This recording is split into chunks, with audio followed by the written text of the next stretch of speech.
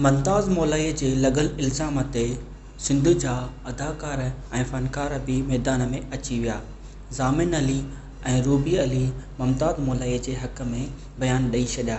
ज़ामिन अलीअ जो चवणु हो त मुमताज़ मौलवी हिकु दरवेश माण्हू आहे ऐं हिकु सादो माण्हू आहे, दिलि जो साफ़ माण्हू आहे, हू कंहिंसां बि ग़लति नथो हली सघे।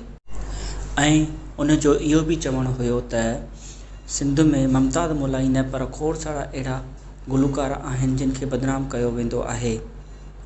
जेका बि औरत उथंदी आहे त पहिरां गुलकारनि खे बदनाम कंदी आहे। अचो त ज़ामिन अलीअ जो हे वीडियो ॾिसूं था।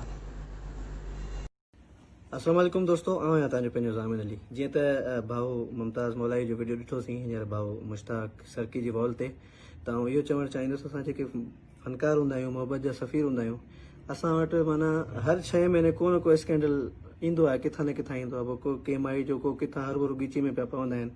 ऐं भाउ मुमताज़ लाइ इहो चवंदुसि त हू असांजो वॾो भाउ आहे, फ़क़ीर माण्हू आहे, फ़क़ीर तबियत माण्हू आहे। असां हुनखे ज़ाती तौर ते सुञाणूं था त हू छा आहे, हू हक़ सच ते आहे। ऐं इनशाला तव्हां भले ॾिसो सबूत वग़ैरह जेके बि अचनि, पोइ चाहे हुन पार्टी खां अचनि या भाउ मुमताज़, पोइ तव्हां हक़ सच जो तव्हां सभु फ़ैसिलो कयो। ऐं भाउ मुश्ताक तव्हां बि हक़ सच जो फ़ैसिलो कंदा आहियो, हक़ सच जो फ़ैसिलो कयो। Thank U. ऐं रूबी अलीअ जो चवणु आहे त मुमताज़ मौलवी हिकु सफ़ा सादो माण्हू आहे, हू कंहिं औरत खां छा पर कंहिं मर्द सां बि ग़लति नथो हली सघे। ऐं संदसि चवणु आहे त सदाईं मर्द ख़राबु न हूंदो आहे, किथे किथे औरत बि ख़राबु हूंदी आहे।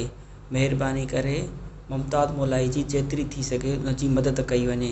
हू सफ़ा दरवेश माण्हू आहे।